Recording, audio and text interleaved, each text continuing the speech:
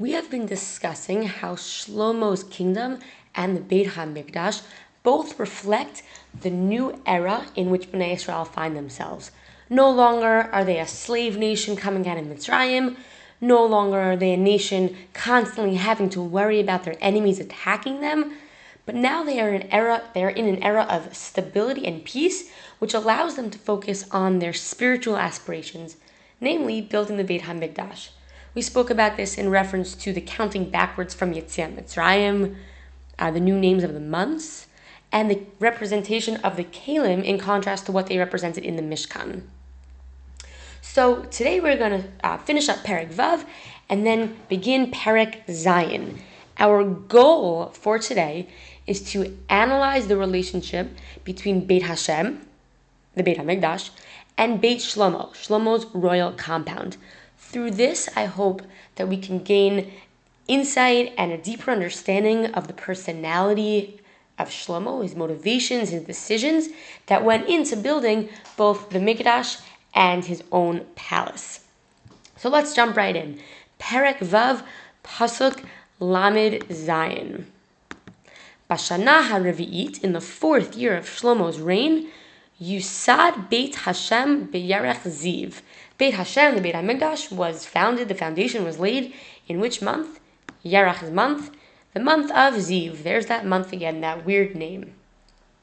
So in Pasuk Lamed Chet, Uvashana HaAchatesrei, in the 11th year, in which month? Month of Bul, Hu Chodesh Hashmini, the 8th month, Kala habayit lechol dvarav ulechol mishpatav. The Beit HaMikdash was finished according to all of its specifications. Vayivnehu, hu bana oto, Shlomo built it. For how many years? Sheva shanim, 7 years. Now we're going to move into Perek Zayin, and the focus of the structures is going to shift from the Beit HaMikdash to something else. And let's take note of this shift in focus. Perek Zayin, ve'et beito, and habayit shalo, Shlomo's house, bana Shlomo built for how many years? Shlosh esrei shana, 13 years. Vayichal, if you recognize that from Kiddush, Vayichulu, Vayichal, he finished at Kol Beito. He finished his whole house in 13 years.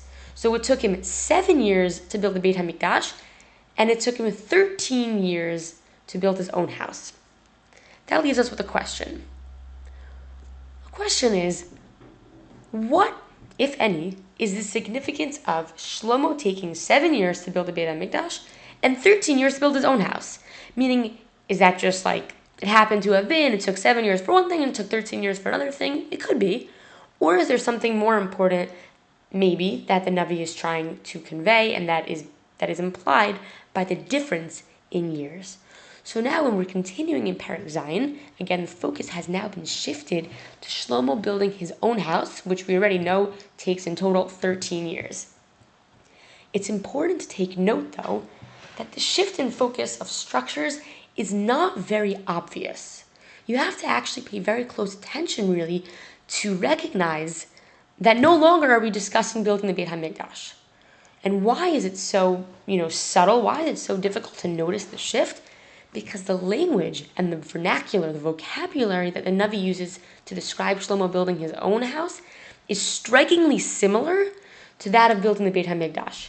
And because of that, Perek Zayin kind of blends in very well to the building of the Beit HaMikdash. So let's keep that in mind. I'm going to show you examples of this comparison, das hashva'a bein Beit Hashem u'Beit Shlomo. This comparison between Beit Hashem, the Beit HaMikdash, and Beit Shlomo. So let's take a look.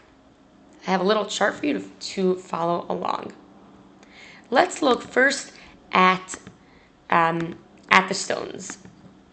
So the Beit Hashem in Perek Hey Pasuk Lamed Aleph, it says, "Vayitzav hamelech vayasiu avanim gdolot avanim mikarot liyased habayit avnei gazit." Shlomo commanded them, and they carried these avanim gdolot, these big stones, avanim yekarot, these precious stones, to act as the foundation, leyased, like a yesod, of the Beit Hashem, And these were avnei gazit. These were stones cut a special way that we're going to call like hewn stones, Hewn. Now let's take a look in Perek Zayin. We have kol ela avanim yekarot. Sounds familiar, right? Avanim yekarot, kimidot gazit, that were like the size of gazit stones, hewn stones.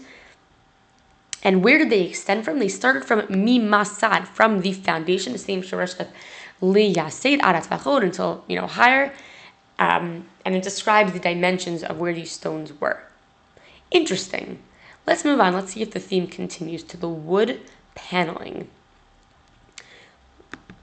Vayiven et kirot habayit mibaita betzalot arazim mikarka habayit al kirot hasipun tzipa eitz mibayit vayitzaf et karka habayit betzalot broshim. So this discusses the paneling, again in contrast to the Mishkan, which was just dirt floor. It wasn't as temporary. It wasn't as permanent, we said. And he covered it with wooden panels. So betzalot arazim, with like cedar erez is like this material of cedar wood. Mikarka habayit akirot, and it says from the ground up on the walls. Shlomo covered the whole thing with wood paneling. Let's see in Beit Shlomo. Let's see similar. So he built this like porch thing, and this too was covered be'erez me'akarka arakarka. So with cedar wood from the floor until the other end of the floor. Wood paneling, again, maybe sounds pretty much like a blur together. Let's look at a third example, the courtyard. Vayiven et hachatzer hapnimit shlosha turei gazit v'tur krutot arazim. Shlomo built the inner courtyard of the Beit HaMikdash with shlosha turei gazit, with this three-tiered stone, v'tur krutot arazim, and these cedar beams. Let's take a look at his own house. V'chatzer, again, let's notice that they're both the courtyard. Hagdolah saviv shlosha turim gazit, v'tur krutot arazim. Again, the same language, strikingly similar, almost makes you wonder why. What's the significance of the fact the language is so similar? Is there a significance? Okay, maybe it's just the same materials, so that's why it's the same language. That could be pretty simple. But is there an importance to the fact that the same materials were used in both? Perhaps the similarities in the language is actually leading us to another question that can help us gain insight into the character of Shlomo and what these two structures represent. So we're left at the end of our discussion right now with two questions. What, of course, if any, is the significance of the first one? Shlomo taking 7 years to build the Beit HaMikdash, 13 years to build his own house. Number two, what is the significance, if there is any, of the subtle, meaning like that sneaky blending of Shlomo building his own palace into our conversation of the building of the Beit HaMikdash?